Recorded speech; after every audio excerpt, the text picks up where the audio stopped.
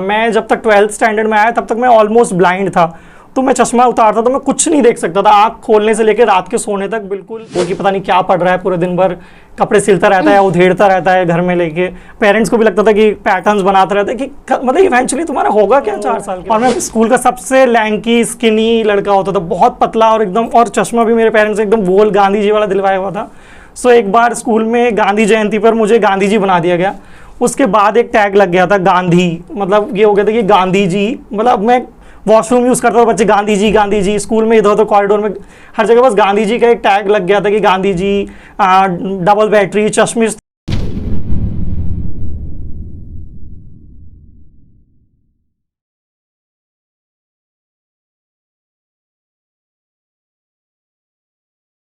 आज की शाम आपके नाम, मैं हूं मुस्कान। आज हमारे साथ हैं यतेश कुमार।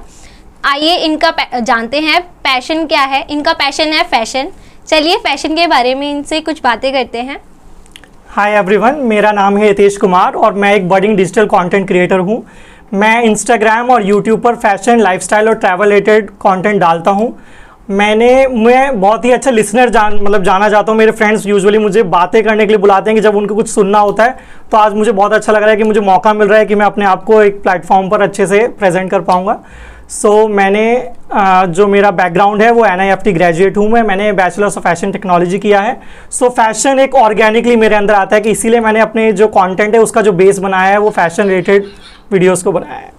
आपकी इंस्पिरेशन कौन रही फिर इसमें फैशन से रिलेटेड? मेरा इंस्पिरेशन ऑनेस्टली 2009 में दीपिका पादुकोण की जब फर्स्ट मूवी आई थी ओम शांति ओम। मुझे जब वो पहला जो उनका ट्रेलर आता है जिसमें वो कार से निकलती हैं और वेव करती हैं ऑडियंस की तरफ, तो वो उसी से मुझे ऐसा लगा था कि कुछ क्रिएटिव फील्ड में आपको करना है। और इसके अलावा जब हम तो 90s किड हैं, तो हम स्कूल में जब वो देखते थे शकला का बुम बुम, तो उसमें जो संजू आता था मुझे ऐसा लगता था कि मतलब यहाँ पे कैसे जाना होता है, क्या करना होता है जिसके लिए आप टीवी में आ सकते हो या फिर किस तरह का कंटेंट आप बना सकते हो। तो वो पहला आइडिया था कि हमें मतलब कुछ करना है, कुछ ना कुछ डिजिटल स्पेस में करना है, तो वो एक पहला था। देन ग्रेजुअली मूवीज़ का बहुत शौक था, तो लगता था कि मतलब ऑब्वियसली एक्टर तो नहीं हो पाएगा, आप गाजियाबाद में रह रहे हो, आपको कोई जोन नहीं है कहाँ पे आप रह रहे हो और कहाँ पे वो चीज़ें हैं, बट एक कहीं ना कहीं था कि कुछ तो कर सकते हैं अपने लेवल पे। देन यूट्यूब स्टार्टेड ग्रोइंग, तो लगा कि हाँ एक ये चीज़ है जहाँ पर आप अपने कंटेंट को दिखा सकते हो इंडिपेंडेंटली विदाउट किसी की हेल्प के। तो यूट्यूब पे आप कैसे कंटेंट, यूथ से रिलेटेड कैसे कंटेंट डालते हो? मेरा यूट्यूब पर ऑडियंस जो है वो 19 ईयर्स से लेकर 35 ईयर्स के बीच में है, जिसमें मैंने मेजरली फैशन रिलेटेड कंटेंट डाला है। इसके अलावा ट्रैवल व्लॉग्स डाले हैं जो मेरे ब्रांड कोलैबोरेशंस होते हैं जिससे मैं रेजोनेट करता हूँ। For example skin care products हो गए, हेयर केयर प्रोडक्ट्स हो गए, जो भी मतलब जो आम जनता को हेल्प कर सके, जो इतना कॉस्टली ना हो, जो कोई भी as a common human being use कर सके, उस तरह का कंटेंट होता है। इसके अलावा जो मतलब जिस तरह get ready with me kind of videos, और जिस तरह से बेसिक एक इंस्पिरेशन मिल सके कॉलेज गोइंग स्टूडेंट्स को या ऑफिस गोइंग को कि किस तरह से आप थोड़ा अपने आप को ग्रूम कर सकते हैं, तो उस तरह का कंटेंट मैं डालता हूँ अपनी। जैसे आप वीडियोस डालते हो तो लोगों की काफ़ी सारी क्वेरीज रहती होंगी कि आपने ये कहाँ से लिया, कैसे परचेज़ किया, कोलैबोरेशन कैसे लेते हो, कहाँ से आपको कोलैबोरेशन आती है, ये सारी चीज़ें कैसे लोगों को आप मैसेज करते हो कि कैसे समझाते हो उसको? कोलैबोरेशंस कैसे होता है, जैसे कि फॉर एग्जांपल अगर आपके इंस्टाग्राम पर पब्लिक अकाउंट है और उस पर 1000 फॉलोअर्स हो जाते हैं, तो आप एक नैनो इन्फ्लुएंसर बन जाते हो। जब आप नैनो इन्फ्लुएंसर बन जाते हो तो जो मार्केटिंग एजेंसीज होती हैं वो आपको खुद रीच आउट करने लग जाती हैं। दे हैव सम डेटा जिसकी तरह से वो इनसाइट से निकाल लेते हैं और वो रीजन वाइज आपको सर्च करने लग जाते हैं। देन आपको ईमेल्स पर और आपके व्हाट्सएप पर दे स्टार्ट क्वेरिंग यू कि आप इस कैंपेन का पार्ट बन सकते हैं। अगर हम आपकी प्रोफाइल शॉर्टलिस्ट करेंगे, आपको डिटेल्स देनी होती हैं, then they reach out to you.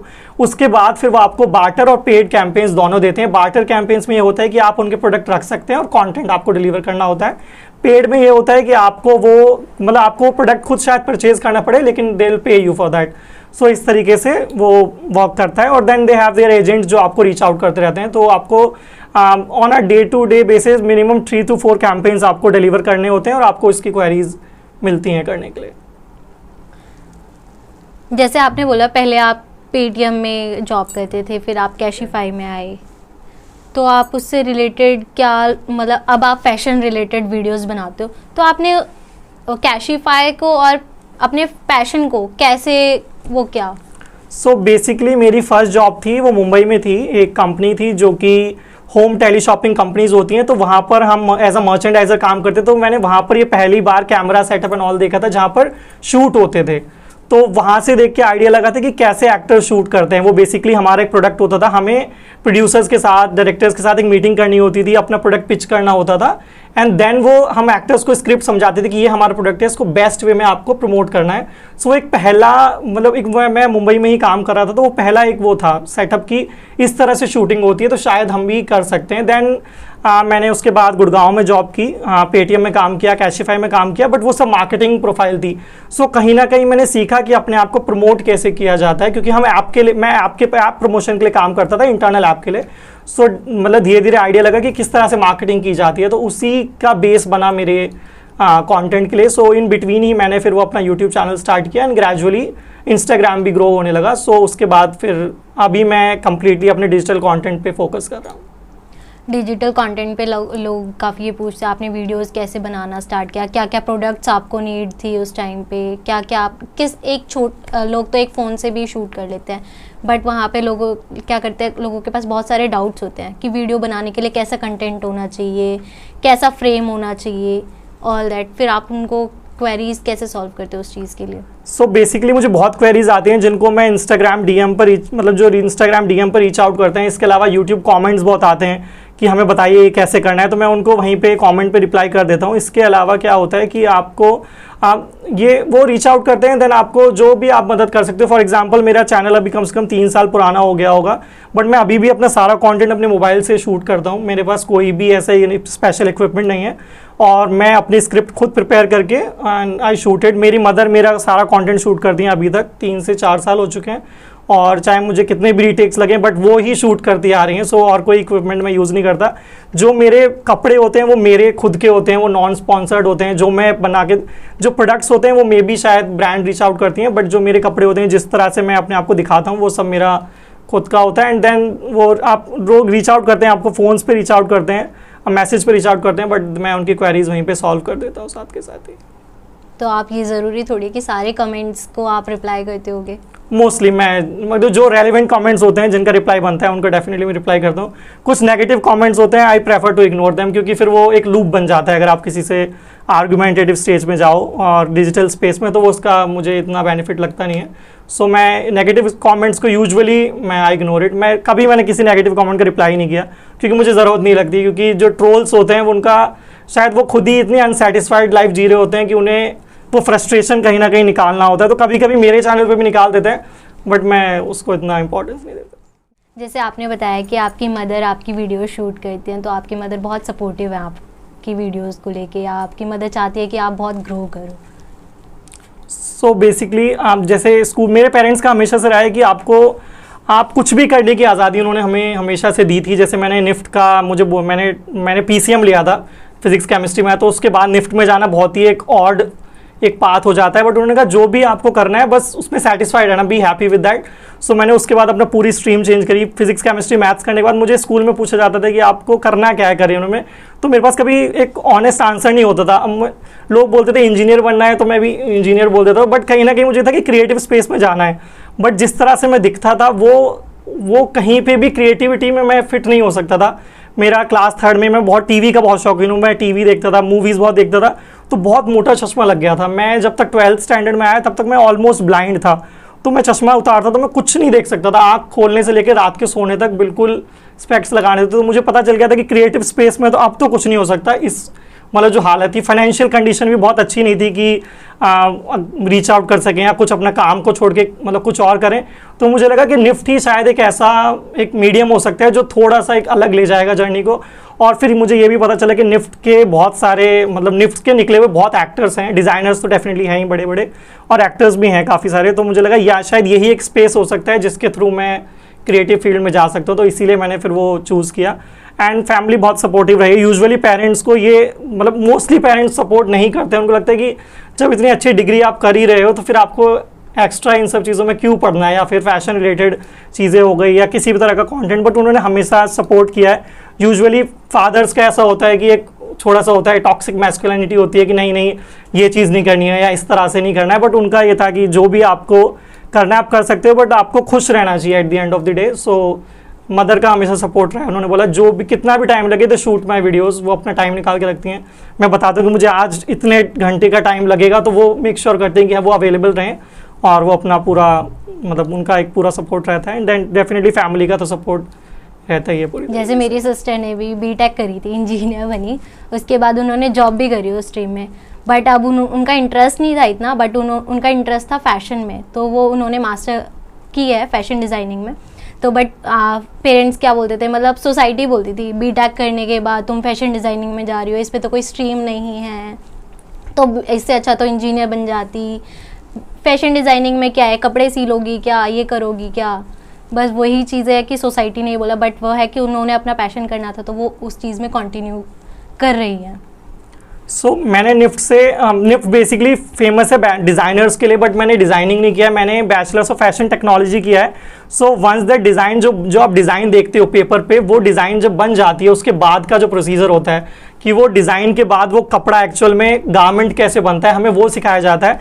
But हाँ, थोड़ा सा होता था जब रिलेटिव्स हमारे घर में आते थे और मैं स्टिचिंग वगैरह का सामान लेके बैठा होता था, तो मैं थोड़ा उन्हें साइड कर देता था कि अभी थोड़ी देर बात करेंगे। प्रोसीजर तो वही होता है ना कि स्टार्टिंग तो उसी से सिखाई जाती है, सीलने से, कटने से। हाँ, वो बेसिक, क्योंकि हमने सारे गारमेंट स्टिच करे हुए हैं, स्कर्ट से लेके जैकेट, बट सबको हम एक एक्सप्लेनेशन नहीं दे सकते ना, इसमें भी काफी स्ट्रीम है, एक डिजाइनिंग करने का है, कुछ अलग चीजें भी हैं, पर वो लोग नहीं समझ पाते हैं उस चीज़ को। सो इसीलिए मैं उन चीज़ों को हाइड, जब भी कोई रिलेटिव्स आते थे मैं हाइड कर देता था कि कहते थे आप तो बोल रहे थे कि बच्चा बहुत अच्छे कॉलेज से मतलब पढ़ाई कर रहा है, ये मतलब सिलाई बुनाई तो ये तो मतलब ये तो 5-6 हज़ार में हो जाती है, इतना महंगा आपको करने की क्या ज़रूरत थी।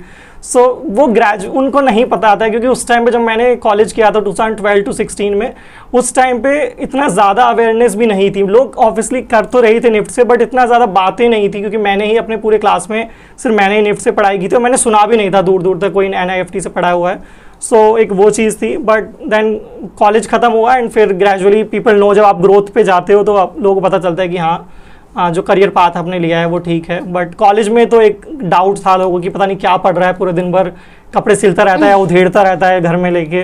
पेरेंट्स को भी लगता था कि पैटर्न्स बनाता रहता है कि मतलब इवेंचुअली तुम्हारा होगा क्या 4 साल के बाद, तो एक डाउट डेफिनेटली रहता था। पर अब कुछ लोग सोसाइटी में ये बोलते हैं, अरे मेरे कपड़े सिल दोगे क्या, हाँ, ये कर दोगे क्या। मुझे आज भी मेरी फ्रेंड, जब मैं गया था फर्स्ट सेमेस्टर में ही, तो मुझे तभी से बोलने जाने लगा था कि मैं तेरी अपनी शादी का लहंगा तो मैं तेरे से डिज़ाइन कराऊंगी। हाँ। मुझे आज भी लोगों को बताना पड़ता है कि मुझे डिज़ाइनिंग का कोई भी आइडिया नहीं है। हमारा कोर्स को करने के लिए रिक्वायरमेंट्स ही यही है कि आपके पास फिजिक्स, केमिस्ट्री, मैथ्स होनी चाहिए। बट आपको अगर डिज़ाइनिंग करनी है तो आप किसी भी स्ट्रीम से हो सकते हो, बस आपके शायद मिनिमम 55% मार्क्स होने चाहिए 12th में, and then you can apply for it. So but BFT की ऐसा कोर्स है जिसके लिए आपको फिजिक्स, केमिस्ट्री, मैथ्स की रिक्वायरमेंट होती है, and then you can apply for that course. जैसे आपने बताया कि आपके पहले स्पेक्स लगा हुआ था, बट फिर आपने रिकवर कैसे किया अपनी आईज को? सो मुझे स्पेक्स लग गया था क्लास 3rd से ही।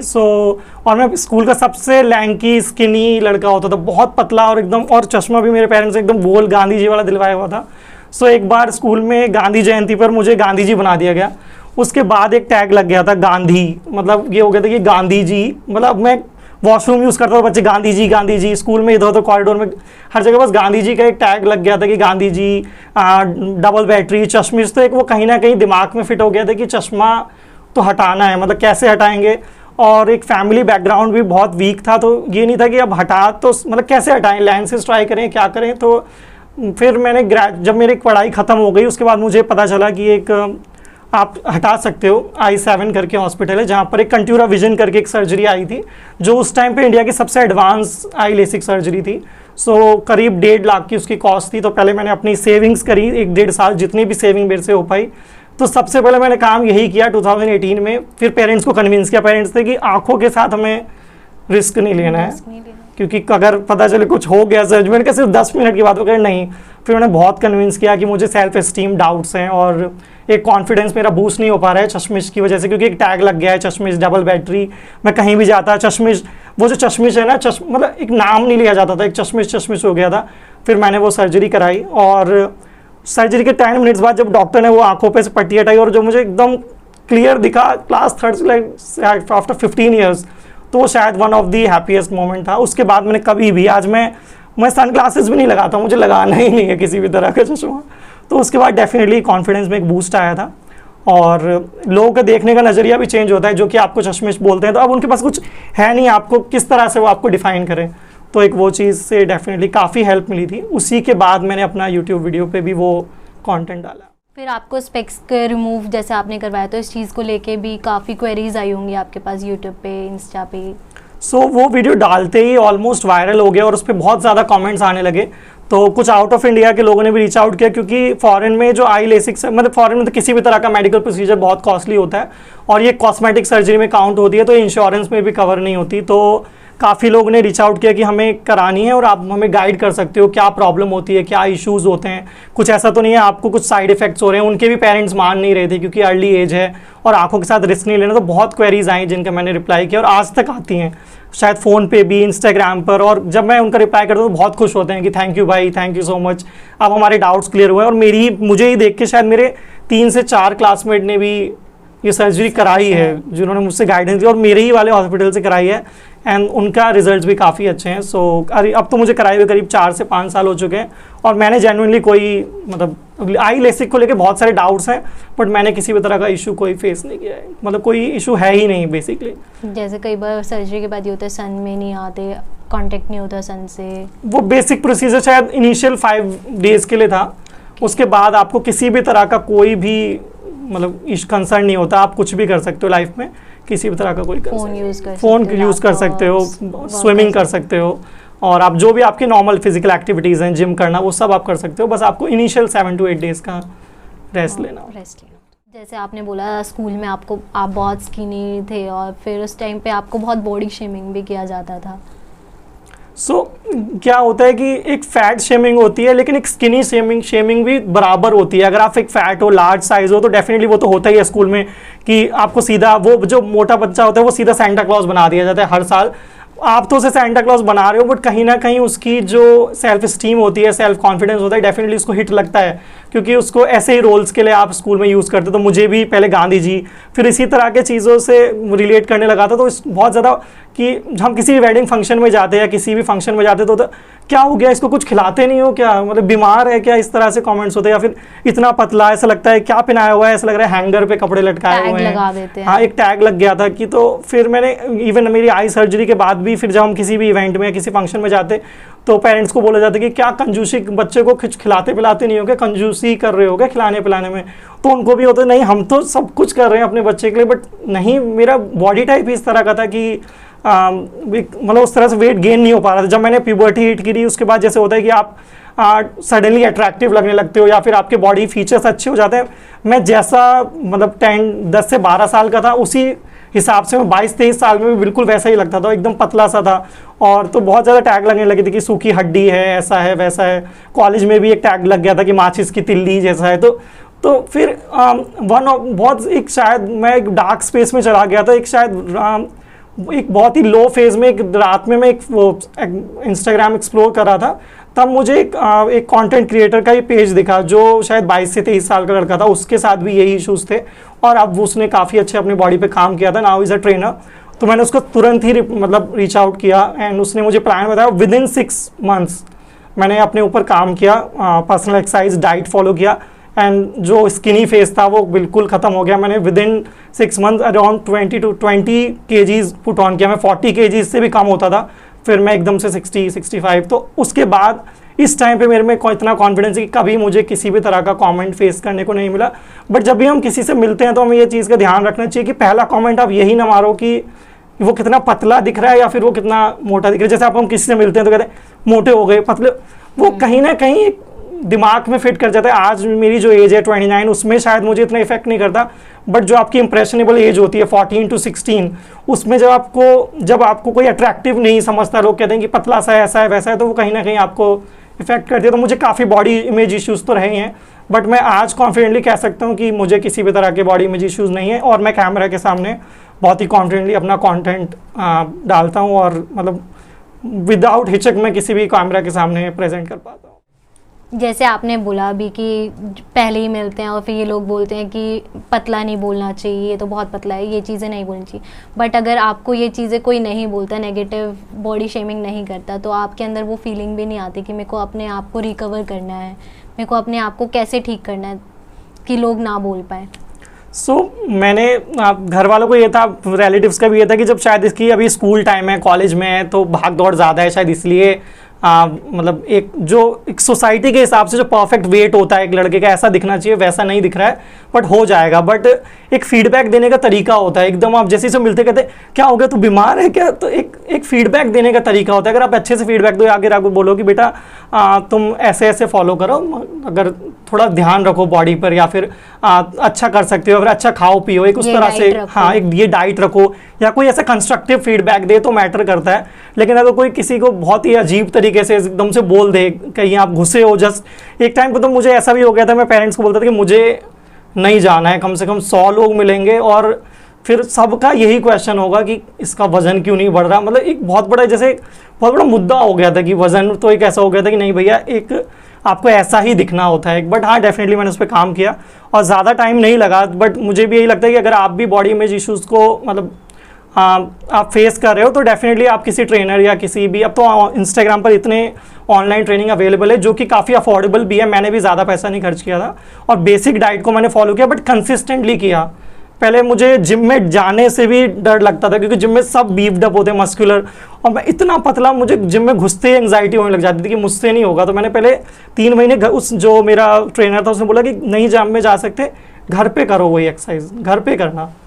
जब बिल्कुल कॉन्फिडेंस आ जाए कि अब मैं फेस कर सकता हूँ जिम को, फिर आप जिम में जाना। मेरी सोसाइटी में जिम था और फिर मैंने 3 महीने के बाद गया मैं जिम में, और आज मैं जिम में ही वर्कआउट करता हूँ और कॉन्फिडेंटली मैं कर सकता हूँ। सो एक बॉडी इमेज इशूज़ एक रियल थिंग है जो कि जो स्टार्टिंग प्यूबर्टी एज के बाद आपको डेफिनेटली थोड़ा इफेक्ट करती है, बट अब जैसे आप ग्रो हो जाते हो लाइफ में, देन आपके अंदर वो मैच्योरिटी आती है कि जैसे भी हम हैं अपनी स्किन में, we should be comfortable with it. But मैं स्टिल ये मानूंगा कि आपको हाँ फिटनेस पे ध्यान रखना चाहिए, क्योंकि हेल्थ सबसे बड़ी चीज़ होती है। Health is the foremost priority होनी चाहिए आपके लिए। आपने बिग बॉस सीजन 10 में ऑडिशन दिया, तो उसका एक्सपीरियंस कैसा रहा आपका?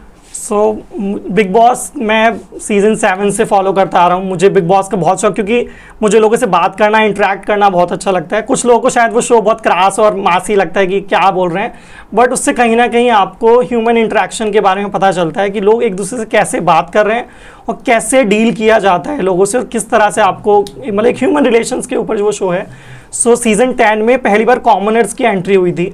उस टाइम पे मैं वही सेम एकदम पतला चश्मे वाला लड़का था, और मैंने वो वीडियो बनाई और वो वीडियो सेलेक्ट हो गई, और मुझे कॉल आता है कि आपकी वीडियो सेलेक्ट हो गई है। कलर से मुझे कॉल आया, मैं ऑफिस में था। मैंने कहा मजाक कर रहे हैं क्या आप? तो कहते नहीं मजाक। मैंने कहा उस टाइम पे फेक कॉल्स भी बहुत होती थी। मैंने कहा आप मजाक कर रहे हो? उन्होंने कहा नहीं मैं मजाक नहीं कर रहा हूँ, आपका बिग बॉस में ऑडिशन हुआ है, मतलब सिलेक्शन हो गया है।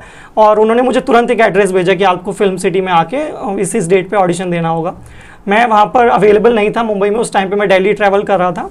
सो मैंने फिर वो दिल्ली में उसका ऑडिशन दिया, जिसमें उन्होंने मुझे यही सब क्वेश्चंस पूछे कि आपका मतलब किस तरह से आप क्या मतलब घर में आप क्या करोगे ऐसा जिसकी वजह से हम आपको लें, किस तरह से आपको गुस्सा आता है, आपको गुस्सा आता है तो आप क्या करते हो, आपके पर्सनैलिटी ट्रेट्स क्या हैं, आपकी अंदर की कुछ खूबियां बताइए। तो इसी तरह के मैंने आंसर्स दिए थे। सो वो वीडियो मैंने अपने यूट्यूब चैनल पर भी डाला, अपने ऑडिशन टेप्स, जो कि काफ़ी वायरल हुए थे। और मेरा जो बिग बॉस ऑडिशन वीडियो था कि मेरा एक्सपीरियंस क्या था, वो मेरे चैनल का सबसे ज़्यादा वायरल वीडियो है, जिस पे अरब से करीब 1.5 लाख व्यूज़ आ चुके हैं, और आज भी उस पर व्यूज़ आते जा रहे हैं। और मुझे क्वेरीज आती हैं, लोग कुछ मुझे पूछते हैं कि भाई मुझे मुंबई जाना है, कैसे जाऊँ? मैंने कहा मुझे इतना तो आइडिया नहीं कि आपको मुंबई में जाके करना क्या है, बट मैं डेफिनेटली आपको गाइड कर सकता हूँ कि आपको प्रोसेस तो ऑडिशन से ही स्टार्ट होता है। सो बिग बॉस का ऑडिशन का एक्सपीरियंस काफ़ी अच्छा रहा था। तो आपका क्या प्रोसीजर रहा ऑडिशन देने का? वहाँ पे किस प्रोसीजर से आपने ऑडिशंस दिए? सो बेसिकली उसका एक प्रोसीजर था कि आपको वूट एक ऐप होता था कलर्स का, जिस पे आपको अपने बेसिक डिटेल्स डालने थे और इसके अलावा अपनी ऑडिशन टेप सबमिट करना था। उसके बाद वो आपको रीच आउट करते हैं और फिर उन्होंने वो प्रोसेस किया था, और वो प्रोसेस बहुत ही क्लोज एनवायरनमेंट में हुआ था। वो स्कूल के बाहर हुआ था, उसमें मतलब 2-3 बाउंसर्स थे, बट बहुत शांत रखा गया था, क्योंकि बिग बॉस का ऑडिशन हो रहा है तो मतलब पूरी दिल्ली आ जाएगी, चाहे उन्होंने वीडियो दी है चाहे नहीं दी। तो बहुत ही उन्होंने अच्छे से कन्फाइंड स्पेस में किया था, तो ज़्यादा लोगों को पता भी नहीं था। तो उस पर आज भी मेरे को ऐसे वीडियोस मतलब ऐसे कमेंट्स आते हैं कि भाई बेवकूफ़ मत बना, तू फेक कर रहा है, कौन सा स्कूल था। बट अब मुझे क्योंकि काफ़ी साल हो गए तो मुझे उसका इतना मतलब याद भी नहीं, और मेरे पास शायद वो दूसरा मोबाइल उस टाइम पे होता था, तो उसकी इतनी डिटेल्स मेरे पास है नहीं। बट वो ऑडिशन हुआ था और डेफिनेटली उसका एक्सपीरियंस काफ़ी अच्छा रहा था। बट अब क्या हुआ है कि अब लोग अभी भी लोग पूछते जा रहे हैं कि हमें बिग बॉस में जाना है तो कैसे जाएं। बट इस टाइम पे ये सीन है कि बिग बॉस में अभी कॉमनर्स की एंट्री नहीं हो रही है, तो अगर आप कुछ डिजिटल स्पेस में कुछ कर सकते हो तो शायद आप बिग बॉस में जा सकते हो, but as a common man बिल्कुल जो घर से बैठा हुआ इंसान है उसके लिए शायद अभी बिग बॉस अब दोबारा शायद अभी मतलब डोर्स ना खोलें, मुझे ऐसा लगता है। आपके साथ कोई ऐसी घटना हुई है, भूत दिखाओ या भूत प्रेत की कोई कहानी आपको याद हो? सो मैं 9th स्टैंडर्ड में था और हमारा रूम था, और मैं एक दिन रात में उठा और मुझे लगा कि रूम के कॉर्नर पे कोई 6 फीट टॉल जिसने कैप लगाई हुई है और वो आंखें नीचे करके ऐसे करके खड़ा हुआ है। सो देखते आपके रोंगटे तो खड़े हो जाते हो, आपको समझ नहीं आता कि क्या बोलना है क्या करना है।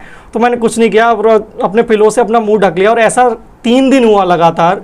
और फिर मैंने किसी को नहीं बताया क्योंकि पेरेंट्स बोलते कि क्यों नहीं, एक घर में इस तरह का क्यों बोल रहा है, कि क्यों डाउट ला रहा है। लेकिन फिर मेरी सिस्टर भी मेरे साथ थी, उन्होंने भी एक्सपीरियंस किया, और मेरी कज़न ने भी कुछ दिन बाद बताया कि मैंने तुम्हारे घर में इस चीज़ को एक्सपीरियंस किया था। तो हाँ, मैंने एक, आप स्पिरिट बोल सकते हो, जिस तरह से आप उनको फिल्मों में इमेजिन करते हो कि ऐसा वैसा डरावना, ऐसा कुछ नहीं था। बट हाँ, डेफिनेटली एक छाया को मैंने देखा था जो काफ़ी टॉल थी और हैट लगा के वो ऐसे करके मतलब नीचे बस कॉर्नर में आराम से खड़े हुए थे। बट वो मैंने 3 दिन के बाद कभी ना देखा, और ना ही मैंने कभी इस चीज़ को मैं कभी डिस्कस नहीं करता क्योंकि मुझे बहुत एक अनकंफर्टेबल फील होता है। सो हाँ, मैंने इस चीज़ को एक्सपीरियंस किया है। तो आप किस भगवान को ज़्यादा मानते हो? मैं देवी माँ में मानता हूँ, क्योंकि मैं हमेशा मतलब मेरे लाइफ में फीमेल्स का बहुत इम्पैक्ट रहा है। मेरी मदर, मेरी सिस्टर, मेरी कज़न्स, हमारे घर में फीमेल्स ज़्यादा हैं। तो हम बचपन से मम्मी कहता है कि कुछ जब बड़ा हो जाएगा तो वैष्णो देवी जाएंगे, तो कभी जा नहीं पाए। लेकिन जब मैं 26 साल का बर्थडे था तो हम वैष्णो देवी गए थे, और हम लाइन में लगे हुए थे। 7:30 का टाइम होगा, आरती हो रही थी, बहुत रश था और इतना शोर था कि एक दूसरे की आवाज़ नहीं सुनाई आ रही थी। बट एक ऐसा मोमेंट हुआ कि एकदम से ना सब कुछ शांत हो गया। लाइक 5 सेकेंड्स का मोमेंट था, और बॉडी के एक मतलब बॉडी का गूज बम्स आ गए एकदम से, और आंखों के सामने ना एक फेस बना जो कि शायद दुनिया का सबसे सुंदर चेहरा था, और वो मतलब शेरा वाली माता का फेस था, और जो स्माइल कर रही थी, और मेरे आंखों से आंसू टपकने लगे। लेकिन सिर्फ विद इन 5 सेकेंड्स के अंदर वो एकदम ब्रेक हुआ और मैं दोबारा से वही शोर आने लगा। फिर उन्होंने मम्मी को बताया कि मैंने उन्हें देखा, और मैंने कहा कि जो भी आपने अभी तक भगवान के चेहरे देखे हैं या मंदिरों में देखे हो, वो चेहरा अब तक का सबसे खूबसूरत चेहरा था। मैंने ये बात कभी भी शेयर नहीं करी है सिर्फ मेरी फैमिली को, और शायद आज इस प्लेटफॉर्म के थ्रू सबको पता चलेगी। तो आज हमें यतेश से बात करके बहुत अच्छा लगा, इनकी पर्सनल लाइफ के बारे में, इनके बारे में जान के बहुत अच्छा लगा। चलिए, इसी के साथ जुड़े रहिए, बने रहिए, और TVT पॉडकास्ट को सब्सक्राइब ज़रूर करिए।